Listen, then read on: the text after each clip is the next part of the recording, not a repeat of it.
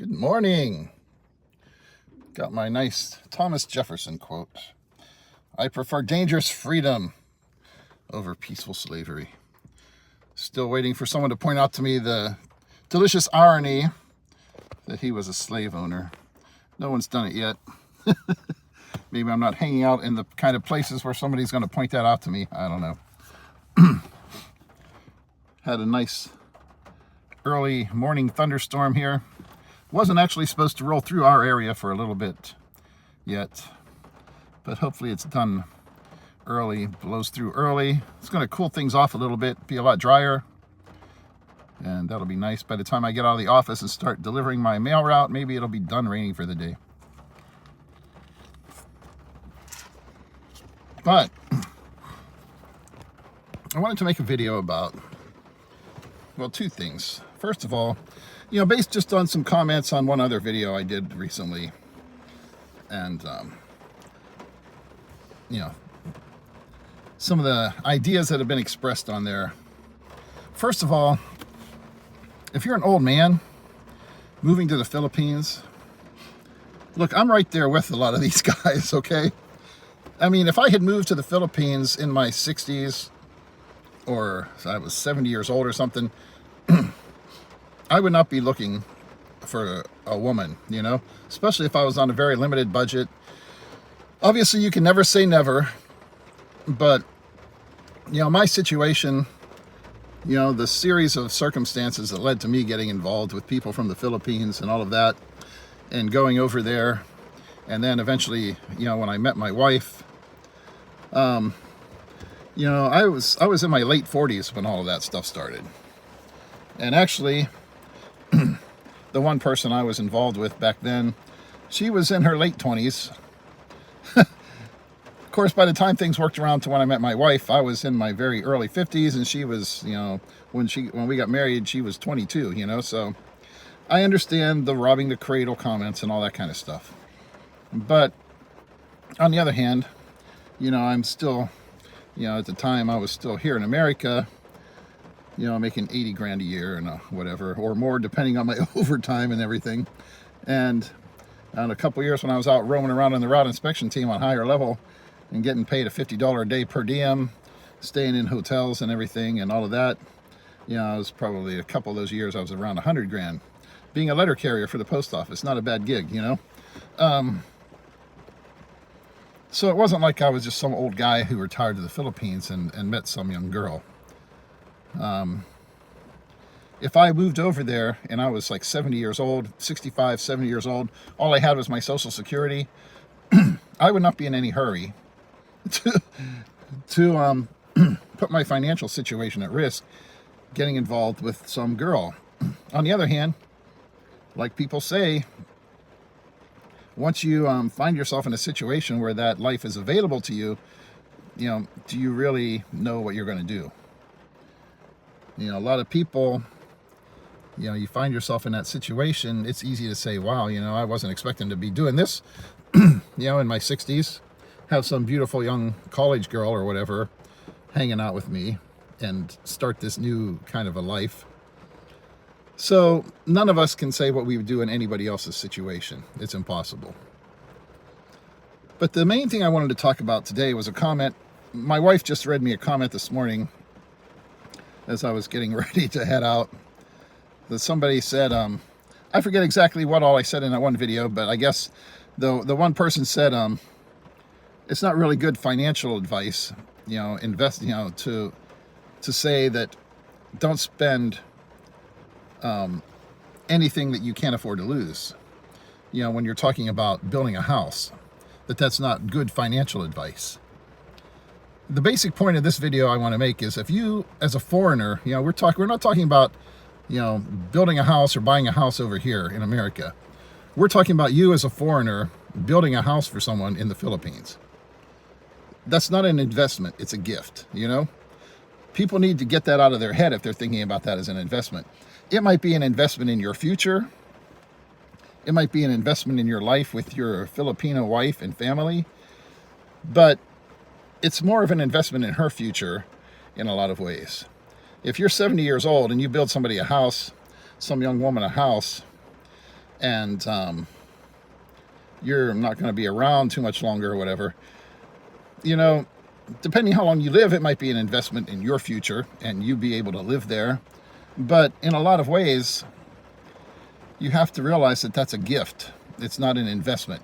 That's not something you should be able to look at as a foreigner and think, well, I'm going to build this house in the Philippines and it's part of my financial plan for the future to have that as one of my assets, because it's not. You can't own it. It can't be in your name. You'll hear people talking about, oh, I'll build the house and have it in my name, and I'm just going to get like a really long lease from on the property, and then I'll live there till I die or whatever. You know, things don't always work out that way. Excuse me. And that's the main problem with that topic. If you go over to the Philippines and you decide to build a house, that's okay. For as long as you're alive, you're hoping to be able to live there. Man, a lot of people will tell you that it's silly and that you're just going to get kicked out whenever it all ends, because they have a very negative attitude that it's all just a transactional thing and there's no real relationship there. And I feel kind of sad for those people. I've made that clear before a bunch of times. They just, anytime they see a man who is older than the woman, well, it can't possibly be, you know, a real relationship. And whatever, we're not going to beat that dead horse anymore, you know. The aspect of having the house, though, that's something that if you make a decision to do that, you do have to understand that that's money that's not a part of your future financial planning. If you plan to be living there and you have confidence in your relationship, if you're married to someone and you're married to a person who is a good person, who takes marriage seriously, and not just some game player who's going to kick you out, man, excuse me, then you can look at it as something where you're going to be there to enjoy that house for the rest of your life. And that's my situation, actually. You know, we have a house over in the Philippines. We were just going to build maybe an addition or a remodel to the little house where my wife grew up. But it became clear that it was in such bad shape that instead of just doing a remodel there for that house where my wife's mom and our two nieces are, that we would just go ahead and build something big enough for all of us so that when I do retire and we move over there, we already have a place. And and in the meantime, you know, her family, who's still there, has a nice place to live and they can take care of it and everything, rather than waiting until I move over there and starting that whole construction process. Once I move over there, we retire, it's going to be a very painless, seamless process. It's already there. And we're going to get some stuff finished up on it this year. We're getting ready to send some money over there to finish off the glass balconies and stuff around the roof deck and get everything painted the way we want and stuff like that. And then it'll be done. But that, for me, yeah, it's an investment in terms of when I retire, that's where I'm going to be living. And I don't have to worry about coming up with money every month to pay rent somewhere and all of that. So it is an investment in that sense, in my retirement. And that's, it's a house that I designed, basically. You know, I did some drawings and we set it over there, and there it is. And certainly that's going to be nice for me to be able to sit there when I retire. And here I am, surrounded by, you know, the house that I designed with our family and the people that we care about in a place we love, and that'll be a great life. I know. The people out there already typing, yeah, you're a fool, and she's going to kick you out, whatever. Yeah. Everybody wants to judge everybody else's relationships just on the basis of their own, whatever it is they feel they need to say about it, you know, just because, you know, whatever. they like making cool negative comments on other people's videos, or they just have that negative attitude toward life. Maybe they have legitimately been screwed over, and now they're just incapable of having any kind of optimistic attitude about the future. But in terms of financial planning, an investment is something that you're sinking money into because you know that in the future you'll be able to get your money back out of that. Hopefully it's something that will at least keep even with the pace of inflation so that you can kind of like break even, or even better yet, something where it exceeds inflation and you can get even more out of it, in the inflation adjusted dollars than what you put in. But when you build a house in a country where you are not allowed to actually own it in your name, that's not an investment vehicle, okay? And so in a sense, then you have to look at it as something like, well, if you can't afford to lose it, then you probably should not be putting the money into it. A lot of people, though, who find themselves in the situation where they are building a house over there, they're not really doing it for that reason. They're doing it because they're with someone who they love and who they honestly believe loves them. And in that sense, it's an investment in that person's future for their family and something they'll have after, the foreigner is gone. Obviously, people say, yeah, you can never be 100% certain. You know what? Objectively, that's true. You don't know what's going to happen.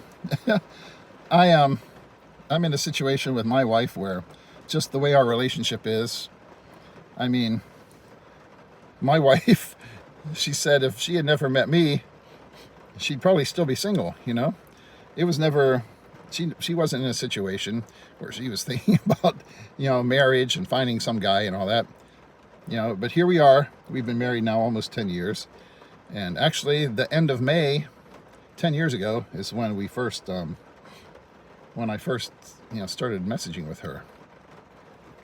Back when I started my Kano Daily Facebook page, and she was one of the people that liked the page, and I had started, talking to some of the different people who had liked my page just to try and stay in touch with people. Anyways, the rest is history. But I look at her mom. Her mom, my wife's dad died when she was 8 years old. And never since then has my wife's mom even really dated anybody, She still goes and hangs out with her husband at the cemetery and stuff.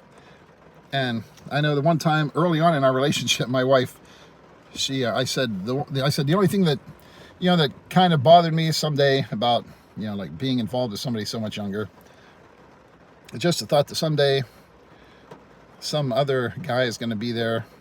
If we have kids and stuff, they're going to be calling him their father and stuff like that. And, you do think about those things when you're a lot older than someone else. And she said, I'm never going to replace you. She said, that's my promise to you. And I was like, that's not something that I can have you promise me, or I would ever even think of asking you. But that's the kind of attitude she has.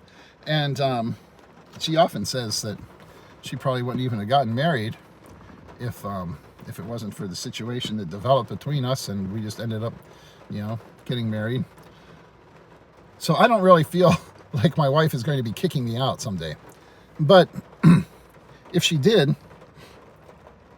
she always says, that's your house. You're the one that designed it and built it and everything. But it's, I don't even look at it in that way. It's not my house. My wife's mom, even people say, oh, is that your house? That big house there? That's where you live? And she's like, well, it's not my house. And they're like, well, you live there, right? So that's what we told her. It is your house. Some of the kids at school with my nieces, I'll say, oh, is that your house? And my one little niece was always kind of like shy about saying, yeah, that's where we live, and that's our house. So we told them that's their house. As far as I'm concerned, it's a home for all of us. That's our family. It's ours. It's not mine. And obviously, legally, it's certainly not mine. So if you're planning to build a house over there, that's one thing you have to understand. It's not an investment vehicle. If someone's crazy enough to think, okay, I'm going to buy a condo over there and have that as an investment vehicle, I suppose I personally wouldn't want to buy a condo over there. The condos there are so tiny, and to get one that's big enough to live in, you have to spend more money than you would spend building a nice huge house. So for me, I just can't picture it. I can see maybe renting one, living in a nice place where they've got all the amenities you want and all that kind of stuff. But looking at a condo over there, especially you look at the condo market now in the Philippines, to try and look at it as some kind of big, huge investment, I think people talk themselves into that just because that's the only thing they can buy there and have in their name. Certainly if you're building a house, building a house over there is not like building a house in your home country. Here you can look at a house that you build as an investment, part of your future financial planning. But it is true, if you build one over there, if you're thinking you're going to need to get your money back out of that someday to survive, you're crazy. You're not going to do it. People, I know people don't like to hear that. You have to look at it as something that you can afford to lose. But that's the reality of building a house in a country where you're not allowed to own it and have it in your name. If something ever happens with that relationship, you have to understand that you're going to be just like off living your own life again without that. That's not an asset for you that you can count on as part of your investment portfolio. Anyways, I was just thinking about that, some of the comments that I'd been reading. Actually, I haven't actually been reading all of the comments. My wife reads more of that stuff than I do, actually, sometimes. I see a lot of them, but I'm just busy doing other things, don't always see every comment. But I just wanted to make that point, which I've made before, but in response to that latest video that a lot of people watched.